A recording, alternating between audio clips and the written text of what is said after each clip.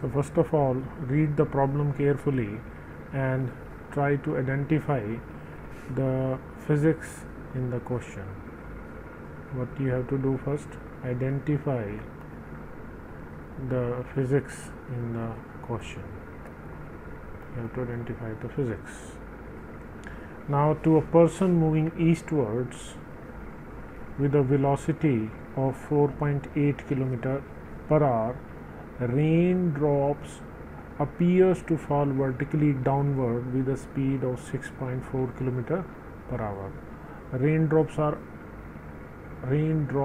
appears to fall vertically. Now this word appears is very significant.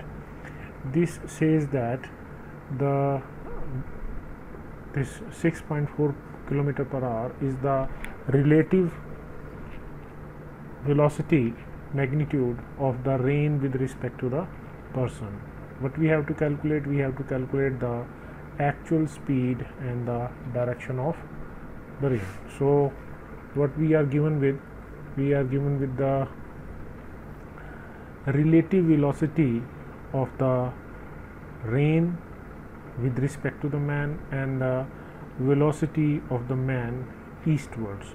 So the physics in the question is relative motion of rain with respect to the person. So we have identified that what is the physics in the question. Now we set up the situation. First of all, we will set up a directional sense. This is north, this is east, south and west. Raindrops are falling vertically, so I am showing this vertically perpendicular to the plane of north, south, east and west. As north, south, east and west are in the horizontal plane, and I am showing vertically rain falling downward by this red dot. Or you can say that north, south, east, west are in xy plane,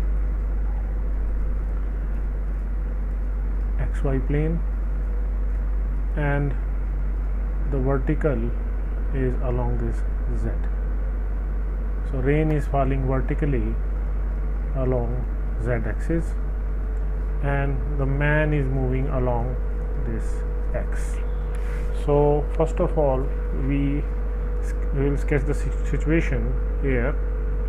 The man is moving eastwards with a velocity of 4.8 km per hour. So man is moving eastwards with a velocity of 4.8 km per hour. So velocity of the person is 4.8 I cap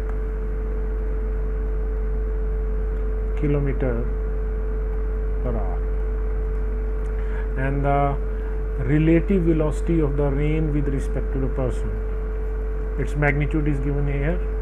So if you show this is downward, or you can show it with red color, because I have used red color. Vertically downwards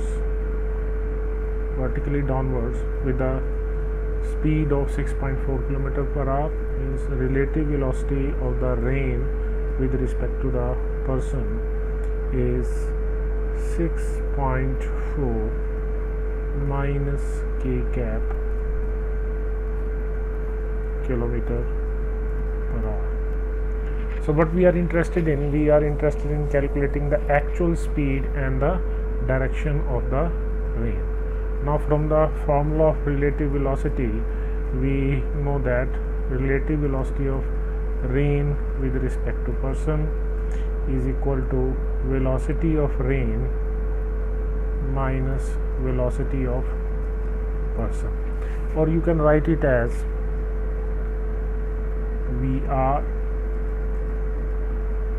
is equal to VRP plus VP. So first we are interested in calculating the actual speed. So in order to get the speed, we have to take the magnitude of this velocity of the rain. This will be the speed, and we know by the formula of vector addition that this VRP and VP are perpendicular to each other, because to the man the rain appears to fall vertically. And you can show this VR if you complete the triangle.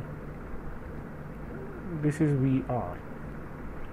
According to this triangle, you can also write this equation. This is one and the same thing. So this and this both are perpendicular to each other. So you can write VRP square plus VP square. So VRP, it is 6.4 kilometer per hour square plus 4.8 kilometer per hour square. So if you solve it, finally you will get 8 kilometer per hour. So this is the speed, actual speed with which the rain is falling. But in the question it is also given that the rain appears to fall vertically, means the rain is not falling vertically. So speed we have calculated. What is left to calculate? That is the direction of the rain. Now in order to calculate the direction of the rain, look in this figure. If we extrapolate this line, and this is the vertical, suppose this angle is alpha, this is alpha, so this angle will also be alpha. Now from this triangle, this is perpendicular, this is base, so you can write tangent of alpha is 4.8 divided by 6.4. If you solve it, you will get 0.75, and alpha is tangent inverse 0.75, and you will get the answer 36.87 degree west of vertical. So this is the complete answer. This is the magnitude, and this much degree west of vertical.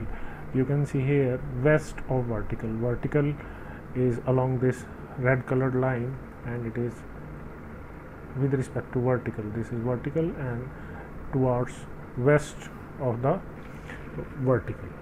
So this completes the solution.